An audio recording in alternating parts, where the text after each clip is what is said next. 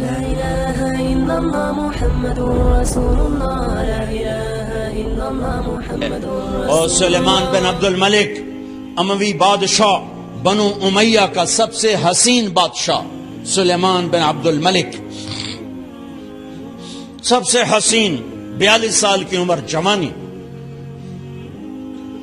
اس کی میت کو قبر کے قریب کیا گیا تو ہلنے لگا تو اس کے بیٹوں نے کہا ہمارے ابا زندہ ہیں. وہ سکتہ ہو گیا ہے، زندہ ہیں. عمر بن عبدالعزیز رضی اللہ رحمت اللہ علیہ فرمانے لگے ارے بھتیجو زندہ نہیں ہے، قبر کا عذاب جلدی شروع ہو گیا ہے. بل عجل اللہ بالعقوبہ، چھپاؤ، جلدی چھپاؤ. عمر بن عبدالعزیز جس تخت پر بیٹھے اس پر سلیمان تھا، اس پر ولید تھا، اس پر عبد الملک تھا. ان تینوں نے اپنے من کو راضی کیا، عمر بن عبدالعزیز نے اپنے رب کو راضی کیا. جب عمر بن عبدالعزیز کا وقت آیا مرنے کا تو انہوں نے بلایا رجا بن حیوہ سے، فرمایا کہ میں نے عبد الملک بن مروان چاچا بھی تھے، سسر بھی تھے، ان کی بیٹی فاطمہ سے شادی ہوئی تھی. میں نے اس کو قبر میں اتارا، کفن کی گرہ کھول کے دیکھا تو اس کا چہرہ قبلے سے ہٹ چکا تھا، رنگ کالا سیاہ پڑ چکا تھا. عبد الملک بن مروان گورا چٹا تھا، یہ جگہ سرخ تھی، کالا. پھر میں نے ولید کو قبر میں اتارا، اس کا بیٹا 10 سال حکومت کی، اس نے 21 سال حکومت کی، اس نے 10 سال کی، ولید بن عبد الملک. میں نے اس کے کفن کی گرہ کو کھول کے دیکھا تو اس کا رنگ سیاہ ہو چکا تھا اور قبلہ کی طرف سے چہرہ پھر چکا تھا. پھر اس سلیمان کا واقعہ تو ابھی سنایا. پھر اس سلیمان کو قبر میں اتارا اور اس کے کفن کی گرہ کو کھول کے دیکھا تو اس کا چہرہ قبلے سے ہٹ چکا تھا. اب میں جا رہا ہوں، مجھے دیکھنا. پہلے تینوں نے حکومت کی پوجا کی اور عمر بن عبدالعزیز نے اپنے اللہ کی پوجا کی. انہوں نے ایک بڑا عجیب خطبہ دیا جب خلیفہ بنے. اے لوگو، بچپن میں شعر و شاعری کا شوق تھا تو میں شاعر بنا. تھوڑا سا اٹھان ہوئی تو علم کا شوق لگا، میں نے علم حاصل کیا.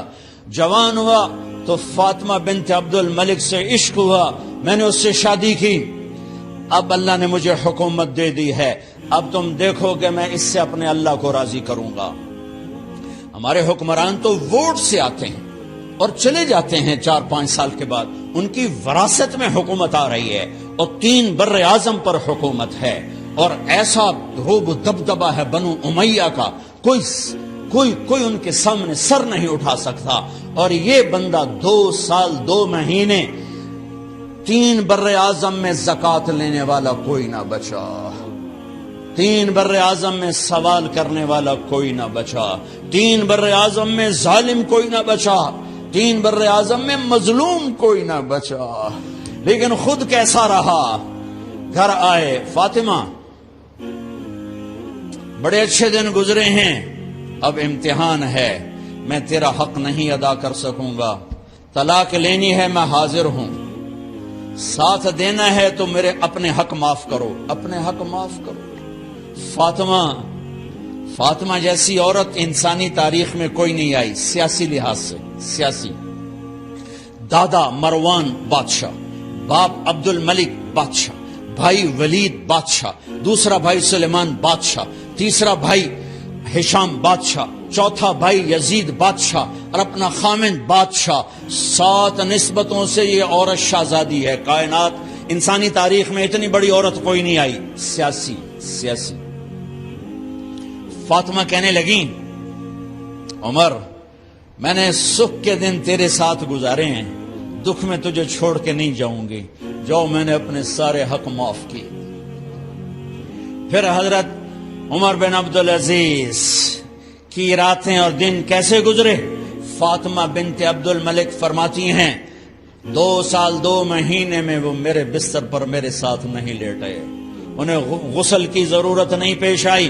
مصلے پہ بیٹھتے اور روتے روتے وہیں سو جاتے اور روتے روتے وہیں سے اٹھتے. پر 3 بر اعظم میں ظالم کوئی نہ بچا، مظلوم کوئی نہ بچا، زکوٰۃ لینے والا کوئی نہ بچا، بھکاری بھیک مانگنے والا کوئی نہ بچا۔ 3 بر اعظم کو ایسے صاف کر دیا۔ یہ فیصل آباد بھی ان کی حکومت میں شامل تھا، چونکہ ملتان وہ بمبئی تک اور ملتان دیپال پور تک یہ سارا علاقہ ملتان میں آتا ہے، اور محمد بن قاسم نے ملتان فتح کیا ولید کے زمانے میں۔ اپنی حکومت کو اللہ کی رضا کے لیے استعمال کیا۔ کیسے استعمال کیا؟ سارے مال فاطمہ کا سارا زیور بیت المال میں ڈال دیا، تنخواہ پہ آ گئے، عید کا موقع آیا، بچوں نے ماں سے کہا، 12 بچے تھے، بچیاں 12 بچے بچیاں، ہمیں کپڑے لے کر دو، عید آ رہی ہے، ہر آدمی اپنے بچوں کے لیے کپڑے لے رہا ہے۔ ہمارے بچے بھی کہہ رہے ہیں کپڑے لیں، جاؤ بھائی لو۔ فاطمہ کے پاس عمر 3 بر اعظم کے بادشاہ کے بچے آ رہے ہیں، ماں جی عید آ رہی، کپڑے تو لے دیں، ابا سے کہیں کہ ابا سے بات کرتی ہوں۔ ابا تشریف لائے، خزانے لبالب بھرے ہوئے گندم کے ڈھیر کی طرح، کہ امیر المومنین بچے کپڑے مانگ رہے ہیں۔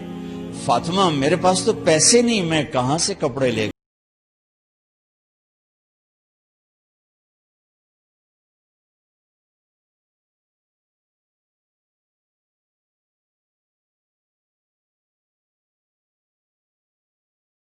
نہیں پتا کیا کروں۔ اس کے پہلے 3 حکمرانوں نے لوٹ مار کے بازار گرم کیے، ظلم و ستم کے پہاڑ توڑے، اور آج اسی خزانے پہ ایک شخص بیٹھا ہے جو اللہ کو راضی کرنے کے جھنڈے گاڑ رہا ہے۔ تو فاطمہ نے کہا آپ ایسا کریں، اگلے مہینے کی تنخواہ ایڈوانس لے لیں، اس سے میں اپنے بچوں کو کپڑے لے دیتی ہوں، اور گھر کا خرچہ میں مزدوری کر کے گھر کی روٹی چلا لوں گی۔ ارے اپنی تاریخ پڑھو، صرف ڈرامے ہی نہ دیکھتے رہ جاؤ، صرف گانے ہی نہ سنتے رہ جاؤ۔ اور بھی دکھ ہیں زمانے میں محبت کے سوا، راحتیں اور بھی ہیں وصل کی راحت کے سوا۔ انہوں نے اپنے بلایا وزیر خزانہ مزاحم، اپنا ہی غلام، ہاں بھائی مزاحم ہمیں بچوں کے کپڑے چاہیے، تو اگلے مہینے کی تنخواہ ایڈوانس مل جائے۔ وہ کہنے لگے امیر المومنین آپ مجھے لکھ کر دے دیں کہ آپ 1 مہینہ زندہ رہیں گے، میں آپ کو تنخواہ دے دیتا ہوں۔ عمر بن عبدالعزیز سر جھکایا، اٹھے، گھر گئے، فاطمہ میرے بچوں سے کہہ دو کہ تمہارا باپ کپڑے لے کے نہیں دے سکتا۔ اپنی تاریخ تو دیکھو،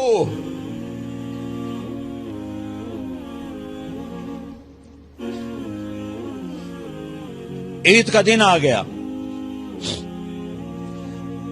خلیفہ وقت عید کی نماز پڑھاتے تھے، نمازیں بھی خلیفہ وقت پڑھاتے تھے۔ بنو امیہ کا خاندان ملنے کے لیے آ رہا ہے، سارے سرداروں کے بیٹے اعلیٰ پوشاک، اعلیٰ لباس، ملنے آ رہے ہیں۔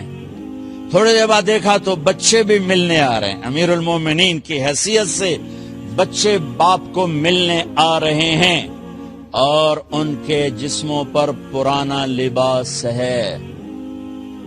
حضرت عمر انہیں دیکھ کر ادھر اپنے سرداروں کے بچے دیکھے تو زرق برق پوشاکیں، اپنے بچوں کو دیکھا۔ ارے اس باپ سے پوچھو جو سب کچھ کر سکتا ہو اور پھر مٹھی بند کر لے کہ نہیں میں نے حرام کی طرف نہیں جانا۔ بچوں کو دیکھا تو آنکھیں ڈب ڈبا گئیں، آنکھوں میں آنسو آ گئے۔ فرمایا میرے بچوں آج تمہیں اپنے باپ سے گلہ تو ہوگا کہ آج ہمارے باپ نے کپڑے ہی نہ لے کے دیے۔ ان کے ایک بیٹے ہیں عبد الملک، ان سے بھی 4 رات آگے تھے، ان سے پہلے ہی فوت ہو گئے تھے۔ کہنے لگے ابا جان آپ کو مبارک ہو، آپ نے قومی خزانے میں بددیانتی نہیں کی ہے، آپ کو مبارک ہو۔ آج ہمارا سر بلند ہے، ہم شرمندہ نہیں ہے۔ ہم شرمندہ نہیں ہیں، انسانوں کو کپڑوں پہ نہیں تولا جاتا۔ آج کا میرا دیس کا مالدار اتنا فقیر ہو گیا ہے، اتنا چھوٹا ہو گیا ہے کہ وہ اپنا تعارف کروانے کے لیے 50 لاکھ کی گھڑی لیتا ہے، 6 لاکھ کا جوتا لیتا ہے۔ آج کی بیگم اتنی چھوٹی ہو گئی ہے کہ اپنے قد کو بڑا کرنے کے لیے وہ 10 لاکھ کا ہینڈ بیگ لیتی ہے کہ دیکھو میرا بیگ 10 لاکھ کا ہے۔ ارے میری بہن، تو 10 ٹکے کی بھی نہیں رہی اگر تو نے بیگ سے اپنے آپ کو بڑا بنایا۔ او میرے دوست، تو 2 ٹکے کا نہیں ہے اگر تو 10 لاکھ کے جوتے اور 50 لاکھ کی گاڑی سے، 50 لاکھ کی گھڑی سے اگر تو بڑا بننا چاہتا ہے۔ ارے اس دھوکے سے نکلو۔ برانڈڈ برانڈڈ برانڈڈ، کہاں جا رہے ہو؟ جب تم اپنی ذات میں بے قیمت ہو تو رب ذوالجلال کی قسم، تمہاری گھڑیاں، تمہارے بیگ، تمہاری گاڑیاں، تمہارے بنگلے تمہاری عزت کو بڑھا نہیں سکتے۔ ابا جان، آج ہمارا ساڈا ایتھے سر آ گیا، سانو آج ساڈی عید ہو گئی کہ ساڈے ابے آج خیانت نہیں کی تھی۔ آج ہم خوشی سے بلند ہیں کہ ہمارے باپ نے بددیانتی نہیں کی۔ گھر میں تشریف لائے، کہنے کہ فاطمہ کچھ پیسے ہیں، میرا انگور کھانے کو جی چاہ۔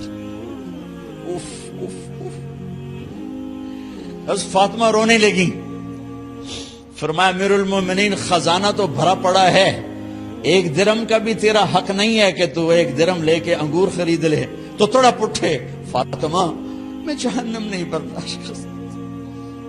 او میرے بھائیو، جو دن رات سود میں پھنس چکے ہو، جو دن رات جوے شراب میں پھنس چکے ہو، کیسے اللہ کے سامنے سرخرو ہو کر کھڑے ہو گئے؟ فاطمہ میں جہنم نہیں برداشت۔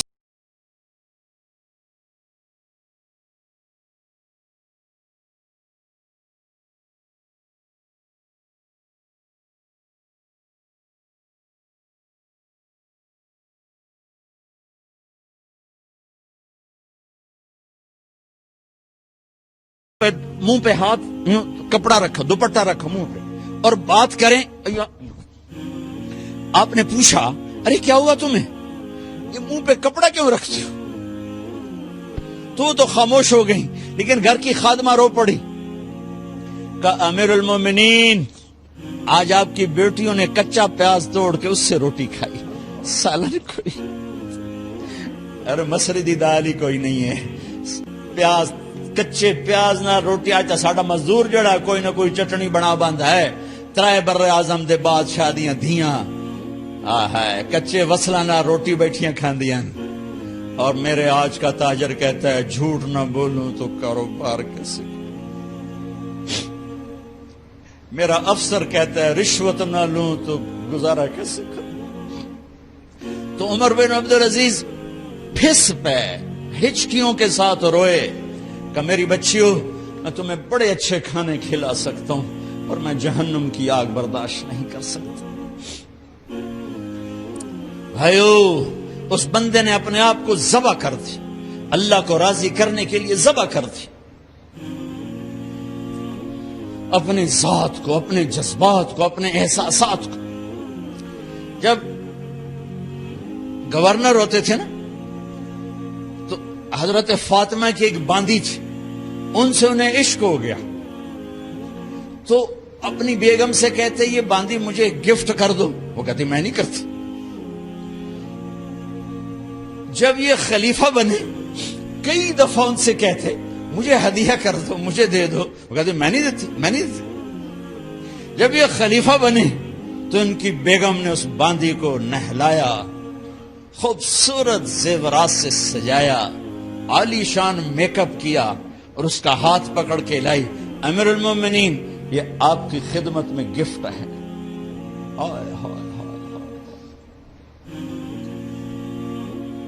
اس کو یوں دیکھا، فرمایا کہاں سے آئی تھی؟